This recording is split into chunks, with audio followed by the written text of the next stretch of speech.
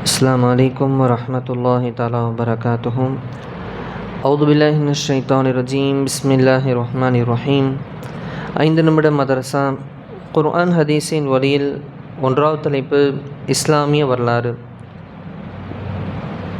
இமாம் புகாரி ரஹ்மத்துல்லாஹி அவர்களை பற்றி. நம்ம நூல் புகாரி, சஹீஹ் புகாரி, இதை சொல்கிறீங்களே, புகாரியில் ஆதாரம் இருக்கா கேட்குறாங்கல்ல. புகாரியில் வந்துட்டால் தான் எங்கன்னா நாங்கள் நம்புவோம். அந்த புகாரி என்பது ஏதோ நப்சாசலம் டைரெக்டாக கொடுக்கப்பட்ட புகாரி ஹதீஸ் அல்ல. அல்ல நப்சாசலம் கைப்பட எழுதி சஹாபாக்கள்கிட்ட அந்த புகாரின்னு ஒரு ஹதீஸ் கொடுத்துட்டு போகிறேன், என்ன செய்யுங்க, யாருன்னா எதுக்குனாச்சும் ஆதாரம் தேவை இதுலேருந்து எடுத்துக்கென்று சொன்ன ஒரு புத்தகமோ அது கிடையாது. புகாரி என்பது ஒரு மனிதர், மிகப்பெரிய ஒரு இமாம். அவங்க நப்சாசலமோட ஹதீஸுகளை ஒன்று திரட்ட தன்னுடைய பெரும் செல்வத்திலே செலவு செய்தார்கள். பல நாடுகளுக்கு பயணம் செய்தாங்க. சஹாபாக்கள் பெருமக்களை தேடி தேடி பயணம் செஞ்சாங்க. கிட்டத்தட்ட நப்சாசலம் அவங்களுடைய காலத்திலிருந்து 200 வருடங்களுக்கு பின்பு தான் இவங்க பிறக்கிறாங்க. அப்போ இவங்களுடைய உழைப்பு என்ன, அப்போ ஹதீஸ்க்கு எவ்வளோ மேனேஜ் செஞ்சுருக்காங்க என்பதை இன்ஷா அல்லாஹ் நம்ம தொடர்ந்து இதை அப்படி பார்க்கலாம். இமாம் புகாரி ரஹ்மத்துல்லாஹி அவர்களின் இயற்பெயர் முஹம்மது ஆகும். தந்தை பெயர் இஸ்மாயில். இவர்கள் புகாரா என்னும் நகரில் ஹிஜ்ரி 194 ஆண்டு சாபான் பிறை 13 ஜும்மா தொழுகைக்கு பிறகு பிறந்தார்கள். இங்கே பாருங்கள், நப்சாசன் காலத்தில் 194 வருடங்கள் கழித்து பிறக்கிறாங்க. இவர்களின் குழந்தை பருவத்திலேயே தந்தை இறந்து விட்டார்கள். இவர்களின் தாய் தான் வளர்த்து கல்வி பயில வைத்தார்கள். சிறு வயதிலேயே இமாம் புகாரி ரஹ்மத்துல்லாஹி அவர்களின் பார்வை பறிபோனது. இதனால் பெரிதும் துயரமடைந்த அவருடைய தாயார் அல்லாஹ்விடம் அழுது துவா செய்தார்கள். ஒரு நாள் இரவு கனவில் நபி இப்ராஹிம் அலைஹிஸ்ஸலாத்து வஸ்ஸலாம் அவர்கள் தோன்றி, உனது துவா அங்கீகரிக்கப்பட்டுவிட்டது என்றார்கள். காலையில் எழுந்து பார்த்தால் மகனின் பார்வை மீண்டிருந்தது. இமாம் அவர்கள் அறிவு கூர்மையும் தெளிந்த மனதையும் பெற்றிருந்தார்கள். சிறுவயதிலேயே ஹதீஸ்களை கேட்பதில் அதிக ஆர்வம் கொண்டிருந்தார்கள். ஹதீஸை கேட்டவுடனே அதை மனதில் பதிய வைத்து கொள்வார்கள். இமாம் அவர்கள் தனக்கு 1,00,000 ஆதாரபூர்வமான ஹதீஸ்கள் தெரியும் என கூறினார்கள். சுப்ஹானல்லாஹ். அதாவது பாருங்கள், மனப்பாடமாய் 1,00,000 ஹதீஸை இமாம் அவர்கள் மனப்பாடம் பண்ணி வச்சுருந்தாங்க. இமாம் அவர்கள் 23 நூற்களை இயற்றியுள்ளார்கள். இவற்றில் மிகவும் பிரசித்தி பெற்றதும் உயர்வானதும் சஹீஹுல் புகாரி என்னும் நூலாகும். இந்த நூலை தொகுக்க ஆரம்பித்த போது ஒவ்வொரு ஹதீஸையும் பதிவு செய்வதற்கு முன் குளித்து தூய்மையாகி நறுமணம் பூசி 2 ரக்காய் தொழுதுவிட்டு ஹதீஸை பதிவு செய்வார்கள். அப்போ 1,00,000 தடவை ஹதீஸ் எழுதுறதுக்கு அவங்க ஒவ்வொருத்தரையும் குளிச்சிருக்காங்க, தூய்மை அடைஞ்சிருக்காங்க, 2 ரக்காய் தொழுதுருக்காங்கன்னா அப்போ எத்தனை ரக்காய் தொழுதுருக்கணும், எவ்வளோ பெரிய சிரமங்கள் பாருங்கண்ணா. இதே போன்று 16 ஆண்டுகளில் இந்த நூலில் நிறைவு பெற்றது. ஹதீஸ் களஞ்சியத்தில் எல்லோராலும் ஏற்றுக்கொள்ளப்படும் இன்னும் போற்றப்படும் நூலாகவும் இமாம் புகார் ரஹ்மத்துல்லாஹி அவர்கள் எழுதிய இந்த நூலை அல்லாஹ் கபூல் செய்தான். இமாம் புகார் ரஹ்மத்துல்லாஹி அவர்கள் ஹிஜ்ரி 256 ஆண்டு சவ்வால் பிறை 10 இசா தொலைக்கு பின் இயற்கை எழுதினார்கள். எவ்வளோ பெரிய உழைப்பு செஞ்சுருக்காங்க. இந்த புகார் என்பது இன்றைக்கி இருக்கக்கூடிய ரஷ்யாவில் இருக்குது. புகார் என்பது ஒரு ஊர், புகாரா அப்படிங்கிற ஒரு ஊர், ரஷ்யா பகுதியில் உள்ள ஒரு ஊர். அங்கேருந்தான் இமாம் அவங்களெல்லாம் வெளியாக்கணும். ஆனால் நம்ம என்ன நினச்சிட்ருக்கோம், இதே போல் எத்தனையோ இமாம்கள் அந்த காலகட்டத்தில் ஆயிரக்கணக்கான இமாம்கள் ஹதீஸை ஒன்று திரட்டுறதில் முயற்சி செஞ்சாங்க. அவங்க பேரில் கிதாபுகள் வெளிவந்திருக்கு. ஆனால் நாம் அதிலே புகாரி ஷரீஃபில் இல்லாத பல சஹீஹான ஹதீஸுகள் அதில் வருது. இவங்களுக்கு கிடைக்காதது அவங்களுக்கு கிடச்சிருந்துருக்கலாம். ஆனால் நம்ம எல்லாம் என்ன ஒன்று திரட்டமாக என்ன நினச்சிக்கிட்டோம்னா, புகாரியில் இருந்தால் மட்டும்தான் சஹீஹ்னு நினச்சிக்கிட்டோம். முஅத்தான ஒரு கிதாப் இருக்குது, எவ்வளோ அருமையான ஹதீஸுக்கெல்லாம் பதிவு செய்யப்பட்டிருக்கும். அதனால் இந்த ஃபன்னு மிகப்பெரிய ஒரு இந்த துறை ஒரு விசாலமான துறை. ஆனால் கொள்கைக்காக ஹதீஸை வளைக்கக்கூடிய நபர்கள் புகாரி ஷரீஃப் எடுத்துகிட்டு வாங்க, நாங்கள் அதில் தான் நம்புவோம்னு சொல்கிறதெல்லாம் இதுவே ஒரு பெரிய இதுவுமே ஒரு பாதகமான ஒரு விஷயம்தான். சஹீஹ்னா எல்லா சஹீஹான இமாம்கள் இயற்றியதும் ஹதீஸுகள் தான். இவங்க 1,00,000 எழுதியிருக்காங்கன்னா அவங்கள்ட்ட ஒரு 20,000-30,000 சஹீஹான ஹதீஸ் கிடச்சிருக்கும். அப்போ அதை நம்ம விடுற மாதிரி ஆயிரும் தானே. அப்போ அதை விடுற மாதிரி ஆகிட்டால் நம்மள்ட்ட ஏதோ ஒரு நல்ல அமல்கள் வரக்கூடிய விஷயம் பார்த்தா அந்த ஹதீஸில் புகாரியில் கிடைக்கலன்னா நம்ம அதில் இருக்கிறத ஏற்றுக்கலைன்னா நல்லதுகள் நம்ம விடுபட்ட மாதிரியும் ஆகிப்போயிடும். இப்படியாக புகாரி ஷரீஃபுக்கு ஒரு நீண்ட ஒரு பெரிய வரலாறு உண்டு. அதான் புகாரா, இன்று இருக்கிற ரஷ்யாவில் புகாரா என்ற ஊரில் அவங்க பிறந்தது, அவங்க ஊர். அந்த ஊர் பேரே அப்படியே புகாரி என்பதாக மாற்றப்பட்டு அதுக்கே அவங்க அந்த பேரே ஏற்றுட்டாங்க. இரண்டாவது தலைப்பு அல்லாஹ்வின் ஆற்றல். இதே மாதிரி தான் ஹிதாயான்னு சொல்லி ஒரு கிதாப், இவங்க இமாம் இதை பற்றி அதில் வருதான்னு தெரியல, பின்னாடி வரலாறு. ஹிதாயாங்கிறது ஒரு நம்ம சட்ட புத்தகம். ஒரு கலிமா சொன்னதுலேருந்து ஒரு மனிதன் மரணிக்கும் வரை வாழ்வியலும் சரி, அரசியல் துறையும் சரி, குடும்ப வாழ்க்கையும் சரி, வர சட்டத்திட்ட பிரச்சனை எல்லாத்தையுமே நபி ஸல்லல்லாஹு அலைஹி வஸல்லம் எந்த அடிப்படையில் தீர்வு செஞ்சாங்களோ குர்ஆன் ஆயத்தை எழுதுவாங்க, அதுக்கு ஹதீஸ் எழுதுவாங்க, அந்த பிரச்சனைக்கான தீர்வு எழுதுவாங்க.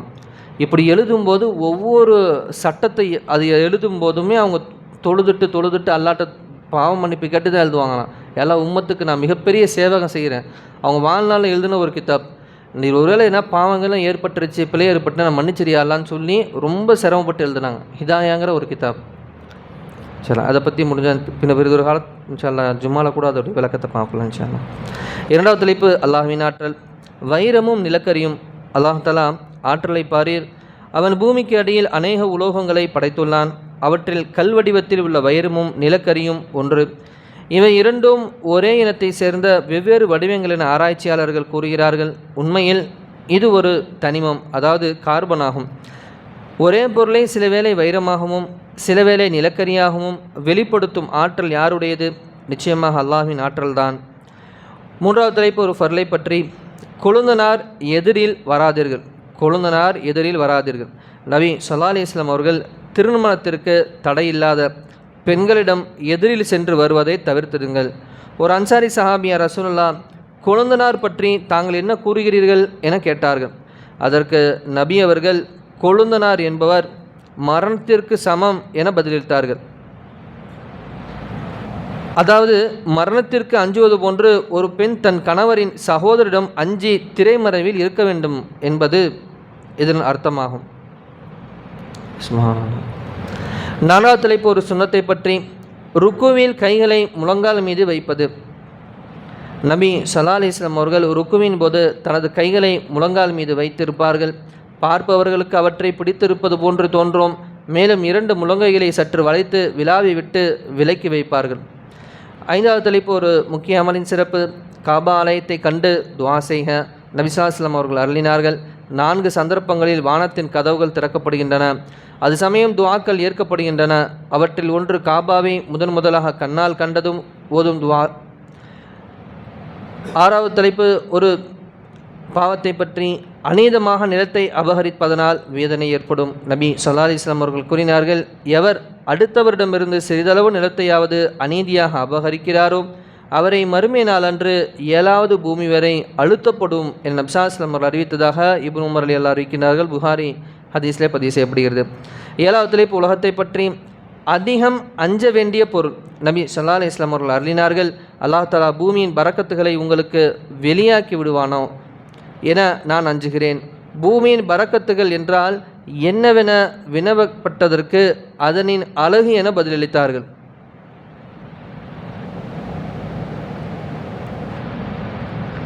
எட்டாவது தலைப்பு மறுமையை பற்றி. அல்லாஹ்வுக்கும் ரசூலுக்கும் வழிபட்டால், அல்லாஹ்வுக்கும் அவனுடைய தூதருக்கும் எவர் கீழ்ப்படிந்து நடக்கிறாரோ அவரை தோட்டங்களில் அவன் புக செய்வான். அந்த தோட்டத்தில் அதன் கீழ் ஆறுகள் ஓடிக்கொண்டிருக்கும். அவற்றில் அவர்கள் நிரந்தரமாக இருப்பார்கள். இதுவே மகத்தான வெற்றியாகும் என சூரா நிசாவிலே அல்லாஹ் கூறுகிறான். 9வது தலைப்பு நபி வழி மருத்துவம். ஜின்களின் தொல்லையிலிருந்து பாதுகாப்பு பெற. ஹஜரத் ஹாலித் இப்னு வலீத் ரலியல்லாஹு அவர்கள் நபி அவரிடம் வந்து, யா ரசூலல்லாஹ், ஒரு ஜின் என்னை மிகவும் தொல்லை செய்கிறது என்றார்கள். நபி ஸல்லல்லாஹு அலைஹி வஸல்லம் அவர்கள் அந்த சஹாபிக்கு ஒரு துஆ கற்பித்தார்கள். அல்லாஹ்வின் அருளால் இந்த துஆவை ஓதியதும் ஜின்னின் இடையூறிலிருந்து விடுபட்டதாக மேற்படி சஹாபி கூறினார்கள். அதாவது ஹாலித் இப்னு வலீத் ரலியல்லாஹு அவர்கள் கூறினார்கள். ஹாலித் இப்னு வலீத்லாம் மிகப்பெரிய ஒரு ஒரு ஒரு உமர் ரலியல்லாஹு எப்படி நம்ம உயிரை சொல்கிறோமோ அதுக்கு நிகரான ஒரு சஹாபி. பாருங்கள், அவங்களே ஒரு ஜின்னை பிடிச்சி ஆட்டிக்கிட்டு இருந்திருக்கு. இதே இந்த துவா அதிகம் ஓதுனாங்க. என்ன துவா ஓதுனாங்க? அஊது பி கலிமாத்தில்லாஹி தாம்மாத்தி மின் ஷர்ரி அலமி லா யுஜாவிசு ஹுன்ன பர்ரு வலா ஃபாஜிருன் மின் ஷர்ரி மா தர அஃபில் அர்தி வமின் ஷர்ரி மா யஹ்ருஜு மின்ஹா வமின் ஷர்ரி மா யஅருஜு ஃபிஸ் ஸமாஇ வமா யன்சிலு மின்ஹா வமின் ஷர்ரி குல்லி தாரிகின் இல்லா தாரிகன் யத்ருகு பி ஹைரி யா அர்ஹமர் ராஹிமீன். யாருக்கு இது வேணும்னு சொல்லுங்கள். இன்ஷா அல்லாஹ் நான் தகட்டிலே உங்களுக்கு எழுதி கூட கையில் கொடுக்குறேன். இன்ஷா அல்லாஹ் வீட்டில் கொண்டு போய் எங்கன்னா ஒரு பக்கம் வச்சுக்கிட்டா கூட இதோடைய அந்த இது அப்படியே கேட்கும். எப்படி தல்சமிகளாக வேலை செய்கிறாங்க, தல்சமாத்து படித்தவங்க, இதுபோல் சஹீஹான ஹதீஸில் வரக்கூடிய சில விஷயங்கள் எடுத்து தான் அவங்க பாதுகாப்பு பெற்றிருக்கிறாங்க. சில யார் தேவைப்பட்டாலும் சொல்லுங்கள், சில இதை எழுதி கொடுக்குறேன் இன்ஷா அல்லாஹ். 10வது தலைப்பு குர்ஆனின் அறிவுரை. அல்லாஹ் தஆலா குர்ஆனில் கூறுகிறான், நபியே நீர் கூறுவீராக, நீங்கள் அல்லாஹ்வை நேசிப்பவர்களாக இருந்தால் என்னை பின்பற்றுங்கள். யார் நபியை பின்பற்ற வேண்டும். அல்லாஹ் உங்களை நேசிப்பான், உங்கள் பாவங்களை மன்னிப்பான் என நபி ஸல்லல்லாஹு அலைஹி வஸல்லம் அவர்களுக்கு அல்லாஹ் தஆலா கூறுவதாக சூரா ஆல இம்ரானிலே அல்லாஹ் கூறுகின்றான். வல்லாஹ் எந்த நாளவே கேட்டமோ அதன்படி நல்லாமல் செய்யக்கூடிய பாக்கியத்தையும், எதை விட்டு தவிர்ந்திருக்கும்படி ஏவினானோ அதை விட்டு தவிர்ந்திருக்கக்கூடிய பாக்கியத்தையும், கலிமாவுடைய வாழ்க்கையை வாழ்ந்து கலிமாவுடன் மரணிக்கூடிய பாக்கியத்தையும், நாளை மறுமையிலே பெருமானார் ஸல்லல்லாஹு அலைஹி வஸல்லம் அவருடன் ஜன்னத்துல் ஃபிர்தௌஸிலே அல்லாஹ்வை சந்திக்கக்கூடிய பாக்கியத்தையும், நபி ஸல்லல்லாஹு அலைஹி வஸல்லம் இருக்கக்கூடிய பாக்கியத்தையும் வல்லாஹ் நம்மளுக்கு தந்தல் புரிவானாக. சுப்ஹானல்லாஹி வபிஹம்திஹி சுப்ஹானக்கல்லாஹும்ம வபிஹம்திக அஷ்ஹது அல்லா இலாஹா இல்லா அன்த அஸ்தக்ஃபிருக வ அத்தூபு இலைக். ஆமீன். ஹைரி சுப்ஹான ரப்பிக ரப்பில் இஸ்ஸத்தி அம்மா யசிஃபூன் வ ஸலாமுன் அலல் முர்ஸலீன் வல்ஹம்துலில்லாஹி ரப்பில் ஆலமீன்.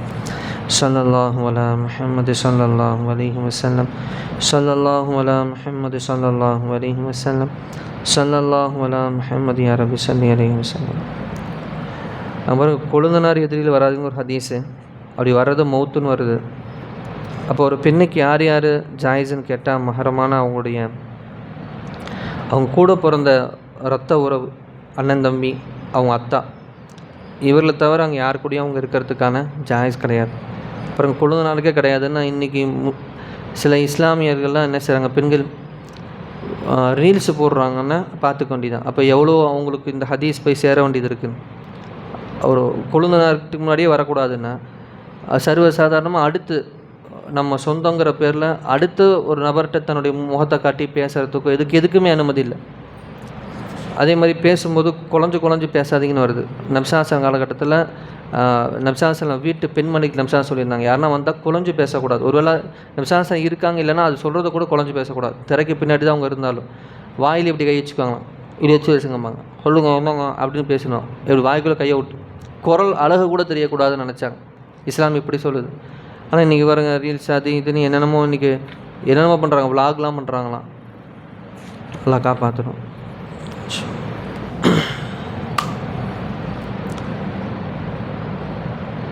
இன்ஷா அல்லாஹ் அசர் தொழுகை 4:50 வாங்க 4:30.